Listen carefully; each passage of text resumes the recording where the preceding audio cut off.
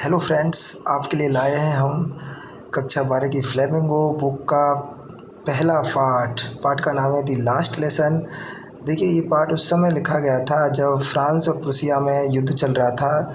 तो उस समय जो प्रूसिया था, प्रूसिया के अंदर जर्मनी, पोलैंड और ऑस्ट्रिया के कुछ पार्ट्स थे। उस समय प्रूसिया का नेतृत्व बिस्मार्क कर रहा था, तो फ्रांस प्रूसिया के हाथों हार जाता है और इस तरह से फ्रांस के दो ज़िले अल्सेस और लॉरेन प्रूसिया के हाथों में चले जाते हैं। तो देखिए, उस समय जब प्रूसिया का इन दोनों ज़िलों पर अधिकार हो जाता है तो इन दोनों ज़िलों के जो विद्यालय जीवन है उस पर क्या प्रभाव पड़ता है। तो आइए हम इस पार्ट में इसके बारे में चर्चा करते हैं। तो देखिए, इस पार्ट के अंदर जो मेन कैरेक्टर है वो मिस्टर यानी एम हेमल है। एम हेमल उस विद्यालय जो इस पार्ट के अंदर जो बताया गया है उस विद्यालय के अंदर और एक फ़्रेंच लैंग्वेज की टीचर हैं, यानी फ़्रेंच भाषा पढ़ाते हैं। और उस विद्यालय में उनको सेवा देते हुए 40 ईयर्स हो गए, यानी 40 वर्षों की वफ़ादार सेवा दे रहे हैं और फ्रेंच भाषा के बहुत ही अच्छे टीचर हैं। और जब उनको पता चलता है कि इस तरह से अब उसे ये विद्यालय छोड़कर जाना है और इस पर, तो उस बात का उन्हें बहुत दुख होता है, बहुत सदमा पहुंचता है। तो मिस्टर हेमल जब ये पता चलता है, जो क्या नाम है, बर्लिन से एक ऑर्डर आता है कि लॉरेंस और अल्सेस जो है इन दोनों ज़िलों में अब फ्रेंच भाषा नहीं पढ़ाई जाएगी और केवल जर्मनी भाषा ही पढ़ाई जाएगी। तो उस दिन, और ये लास्ट पार्ट फ्रेंच भाषा का था एम हेमल का, तो उन्हें बहुत दुख होता है, बच्चों को बहुत दुख होता है, गांव वालों को बड़ा दुख होता है। तो किस तरह से वो अपनी भावनाओं को इस पार्ट के अंदर एक्सप्रेस करते हैं। देखिए, दूसरा करेक्टर इस पार्ट के अंदर है फ्रेंच एक स्टूडेंट है। तो ये लड़का थोड़ा केयरलेस है, यानी लापरवाह है। ये क्या करता है कि विद्यालय नहीं जाता है, विद्यालय से अवॉइड करता है, यानी विद्यालय से बचता है और विद्यालय को छोड़ कर के कैचिंग बर्ड्स एग्स यानी चिड़ियों के बच्चों को पकड़ने के लिए चला जाता है। स्लाइडिंग ऑन सार यानी सार पर स्लाइडिंग करने के लिए चला जाता है। तो इसे मिस्टर जो टीचर है मिस्टर हेमल यानी एम हेमल जो है, उनसे इसे बहुत ही नफ़रत थी, उन किताबों से इसे नफ़रत थी। मिस्टर हेमल का जो रूलर था उससे भी नफ़रत करता था, इसलिए इसका पढ़ाई में मन नहीं लगता था। लेकिन जब बाद में इसको पता चलता है कि बर्लिन से एक ऑर्डर आया है कि केवल जर्मन भाषा ही पढ़ाई जाएगी और मिस्टर हेमल जो है उनका ये अंतिम लेसन है, तो इसको बड़ा दुख होता है और उस समय ये सोचता है कि मैं एक ही दिन में यानी आज ही सारा कुछ इनसे सीख लूँ। और इसे बहुत ही दुख होता है उस बात के लिए जो इसने अपना समय फालतू में बर्बाद किया था चिड़ियों के अंडे पकड़ने में, सार पर स्लाइडिंग करने में और पढ़ाई छोड़ करके। इन सारी बातों में बड़ा दुख होता है। तब ये सोचता है कि ये जो किताबें थीं, जो हिस्ट्री के लेसन थे, संतों की हिस्ट्री थी, जो बुक्स थी, जो ग्रामर थी, वो उसके अब फ्रेंड बन गए हैं। वो उनको छोड़ना नहीं चाहता था। और मिस्टर हेमल जो एम हेमल है उनका जो रूलर था उसके बारे में, और हेमल बहुत ही क्रैंकी थे उसके बारे में, ये विचार कि ये एम हेमल का लास्ट लेसन है, ये सारी बातें भुला देता है और अब वह इनको बिल्कुल नहीं भुलाना, बिल्कुल भी एम हेमल और किताबों को छोड़ना नहीं चाहता था, पढ़ना चाहता था। तो इस तरह से देखिए, विद्यालय में गांव के लोग भी आते हैं मिस्टर हेमल को और उनकी 40 वर्षों की जो फेथफुल सर्विस है उसके लिए धन्यवाद देने के लिए आते हैं वो इस तरह से।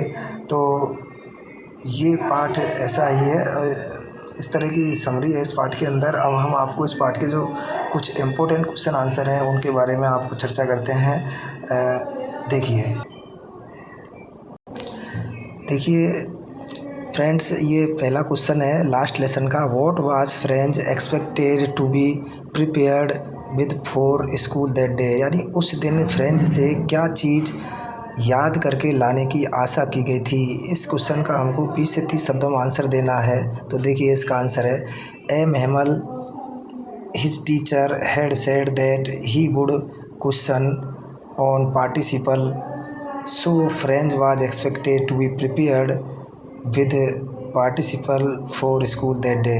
तो देखिए, उस दिन एम हेमल ने एम हेमल हिज टीचर यानी उनके अध्यापक एम हेमल ने हैड सेड यानी कहा था कि ही वुड क्वेश्चन, ही माने वह, वुड क्वेश्चन यानी प्रश्न पूछेगा ऑन पार्टिसिपल पर, यानी एम हेमल ने कहा था कि पार्टिसिपल पर क्वेश्चन पूछे जाएंगे। सो इसलिए फ्रेंच वाज एक्सपेक्टेड, फ्रेंच से आशा की गई, टू बी प्रिपेयर्ड यानी तैयार करके लाने की, विद पार्टिसिपल यानी पार्टिसिपल के साथ, फॉर स्कूल यानी विद्यालय दैट डे। यानी फिर एम हेमल के द्वारा और फ्रेंच से ये आशा की गई कि वो पार्टिसिपल याद करके लाए। दूसरा क्वेश्चन है what had been put up on the bulletin board, यानी बुलेटिन बोर्ड पर यह जो सूचना पट होता है, बुलेटिन बोर्ड का मतलब, तो सूचना पट पर क्या लगाया गया था। तो देखिए, the order from Berlin to teach only German in the school of Alsace and Lorraine had been put up on the bulletin board. तो देखिए, ये क्वेश्चन का आंसर भी हमें 20 से 30 शब्दों में देना है।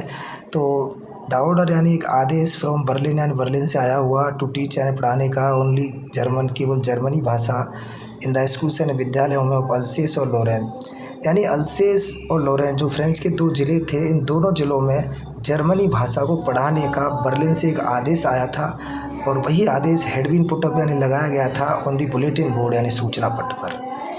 अगला क्वेश्चन देखिए, तीसरा क्वेश्चन है how did Franz feeling about M Hamel and school change. तो देखिए, हाउ माने किस तरह से फ्रेंच यानी वो फ्रेंच जो स्टूडेंट था उसकी भावनाएं चेंज यानी बदली, अबाउट एम हेमल, हेमल के बारे में, एंड स्कूल और विद्यालय के बारे में, विद्यालय और एम हेमल के बारे में फ्रेंच की भावनाएं किस तरह से बदली, ये हमको 60 शब्दों में लिखना है, यानी 4 अंक वाला क्वेश्चन है। तो देखिए, वैन फ्रेंच न्यू, वैन माने जब, फ्रेंच को, न्यू माने पता चला, दैट माने कि, it was M Hamel's last lesson, कि यह हेमल्स का जो हेमल है उसका लास्ट एंड अंतिम लेसन यानी पाठ था। जब फ्रेंच को पता चला कि ये पाठ एम हेमल का अंतिम है, इसके बाद वो नहीं पढ़ाएंगे, तो ही वाज वेरी सॉरी, तो उस फ्रेंच को बहुत बड़ा दुख हुआ, for not learning his lesson, यानी अपने पाठ नहीं सीखने के लिए। जब उसको पता चला कि ये अंतिम पाठ है एम हेमल का, तो उसे अपने पाठ नहीं सीखने का बड़ा दुख हुआ, और ही वाज वेरी सॉरी, उसे बहुत दुख हुआ, फॉर अवॉइडिंग स्कूल यानी विद्यालय से बचने का भी बड़ा दुख हुआ।